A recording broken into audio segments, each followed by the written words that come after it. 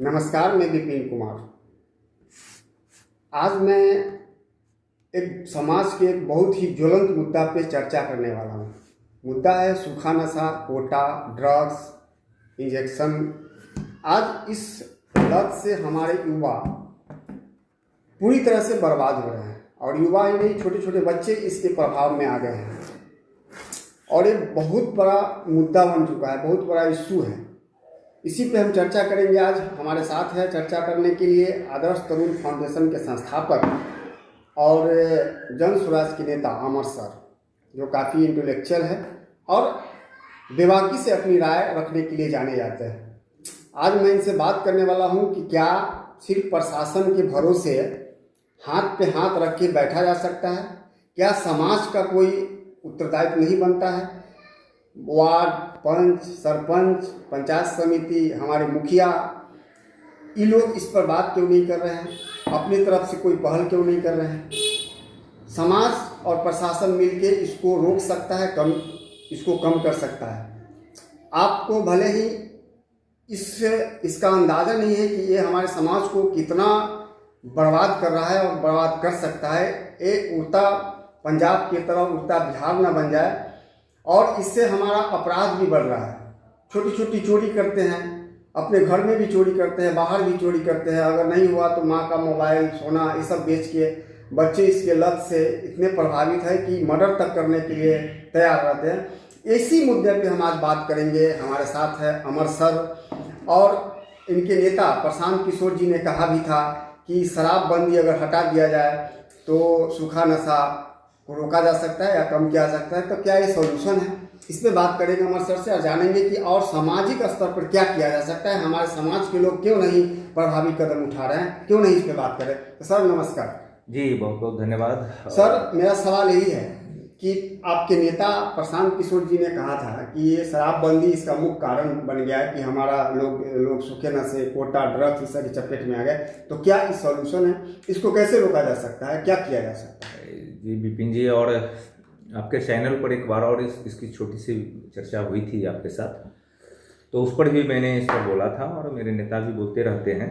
लेकिन हम समझते हैं कि सिर्फ एक नेता हमारे बोल देने से और हमें बोल देने से ये इतनी बड़ी समस्याओं को सुलभ नहीं किया जा सकता है। इसमें जो हमारी व्यवस्था की बात है, जो व्यवस्था फेल नज़र आ रही है, आपने बहुत सारी चीज़ों को लपेटा है इसमें।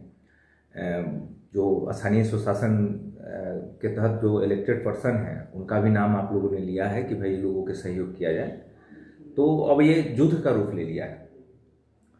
अगर लोगों को आज भरोसा हो न हो, कल विश्वास करना पड़ेगा। और युद्ध की स्थिति में हमारे वायुसेना, जल सेना, थल सेना जिस तरह से वार करते हैं, फिर मानसिक पुष्टअप किया जाता है जो पड़ोसी लड़ाई में, उसी तरह से इसको हमारे प्रशासनिक स्तर पर, सामाजिक स्तर पर और शैक्षणिक सिस्टम के स्तर पर, जो तीनों ध्वस्त हो चुके हैं और तीनों को कंपाइल या और भी व्यवस्था है और उसको लगाना पड़ेगा और तब जाके इस पर कुछ किया जा सकता है। हालांकि लोगों को लग रहा है कि पड़ोसी के घर में बच्चे ड्रग्स ले रहे हैं, लेकिन ऐसी बात नहीं है। तब जाके इसको सोल्व किया जा सकता है, नहीं तो सबको बारी बारी से इसमें आपको इन्वॉल्व होना होगा। विपिन जी, मैं कल बगल के पंचायत में कजरी भात में मैं गया था, तो वहाँ पे श्राद्ध कर्म का कार्यक्रम था, उसमें मैं आधा घंटा बैठा।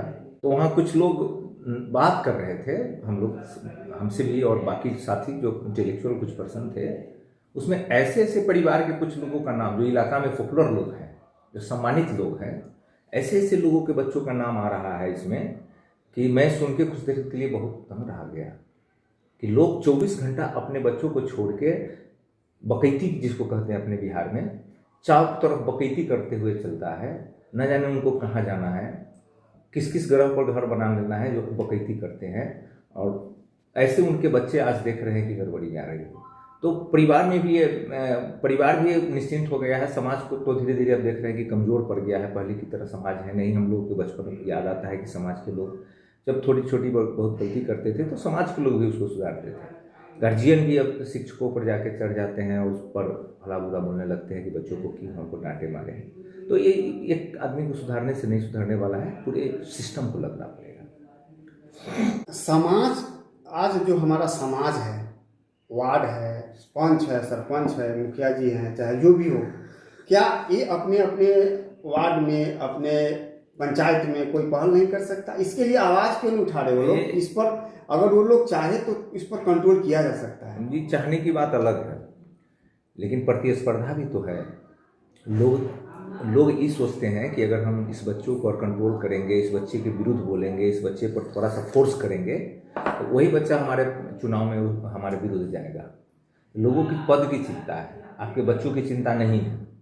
हार्ड बोलिएगा, विरोधी हो जाएगा। यहाँ ये व्यवस्था, हम तो समझते हैं कि पंचायती राज व्यवस्था इस चीज़ को और आगे बढ़ा दिया है। लोग बोलते ही नहीं है, उतने ही बोलते हैं कि भाई मेरा पद बचा रहे हैं। हार्ड बोलने वाले के लोग विरोधी हो जाते हैं।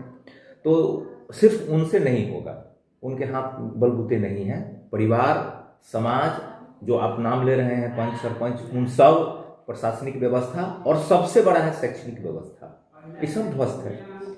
तो ये एक से नहीं होगा। बोले ना कि युद्ध लड़ना होगा, वार के रूप में इसको तब्दील करना होगा, तब जाके आप इस पर कुछ कर सकते हैं, नहीं तो बहुत मुश्किल होने जा रहा है।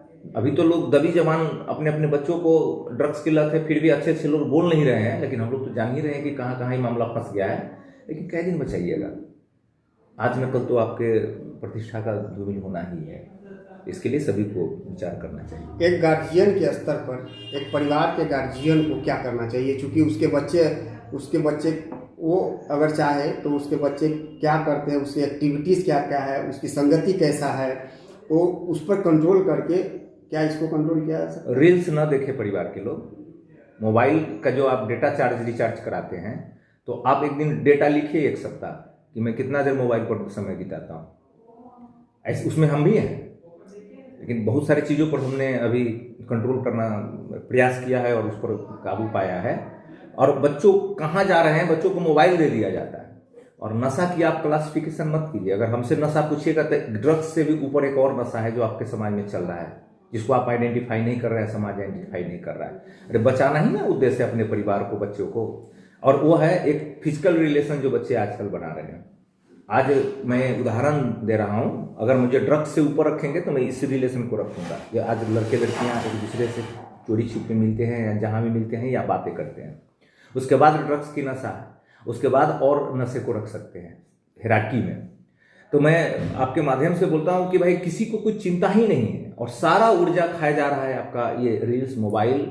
और रील्स पर अच्छे अच्छे परिवार के लोग अब तो रील्स पर ही सोचते हैं कि भाई हड़बड़ी में कुछ छूट न जाए। ऐसे ऐसे भद्दा भद्दा रील्स आ रहा है और अच्छे अच्छे परिवार के लोग इसमें शामिल हो रहे हैं। ये एक चिंतनीय मामला है।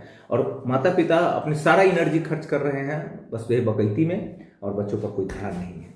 तो फर्स्ट तो परिवार ही है, उसके बाद समाज की जिम्मेदारी बनती है, फिर स्कूल की जिम्मेदारी बनती है, फिर प्रशासन की जिम्मेदारी बनती है। तो हायरार्की में ये सब दोषी हैं।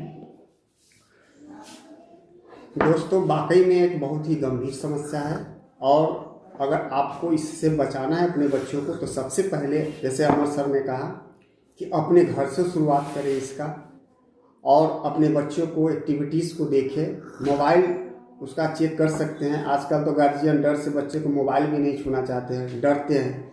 और देखिए उसकी एक्टिविटीज़, उसकी संगति को देखें। पहले तो अपने बच्चों पर टाइम दें, अपने आप को ये करते हुए।